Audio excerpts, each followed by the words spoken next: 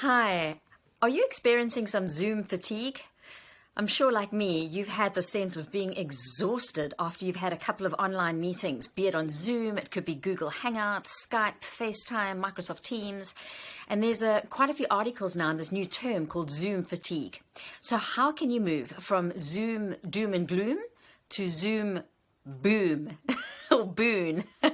Well, why we need to do this, it's always important to start with the why before we get to the how and the what, is because it is tiring and exhausting, and we need to manage our ability to be productive while we remote work or work from anywhere, really, because it also helps to contribute to an overall sense of control and well-being physically and mentally, as well as emotionally.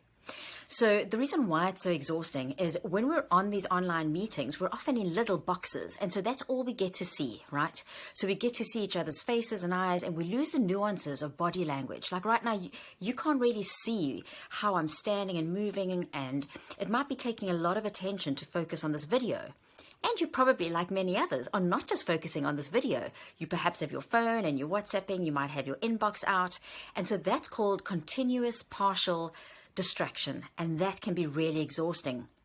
So here are some tips that I'm using that seem to be helping me most of the time. I don't get this right all the time. I'd love to know what's working for you. Is to avoid that continuous partial distraction and that loss of energy is when you have an important online meeting. Well, I guess every meeting's important, right?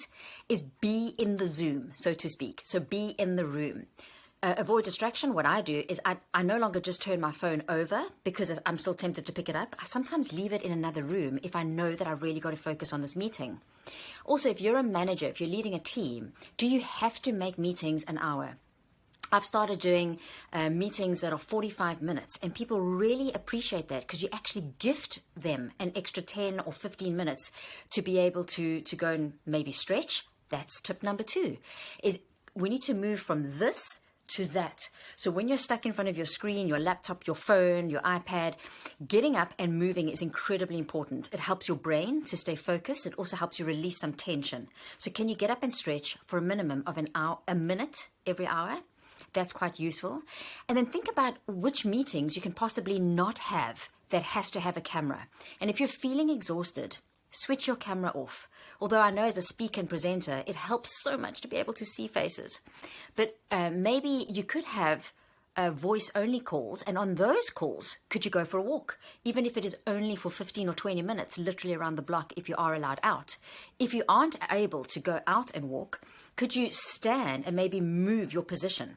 So that's the tip 3 that has helped me, is I have one desk, but I can either sit facing the inside of the room or facing the window.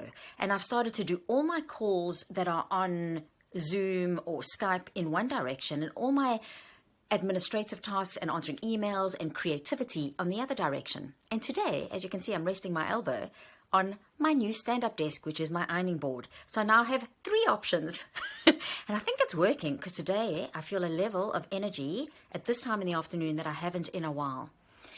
And then, of course, I hope that you're doing all the other things right, like, hydrating and eating the right kind of snacks and all of that. But the key is if you can get up and move for a minute every hour, try and be in the Zoom when you're on the Zoom. And if you can, make your meetings a bit shorter to gift yourself time to get up and maybe walk and stretch. And that might help you move from Zoom fatigue, Zoom doom and gloom, to Zoom boon. Please share what you're doing and what kind of tips are helping you to stay focused while working so much online.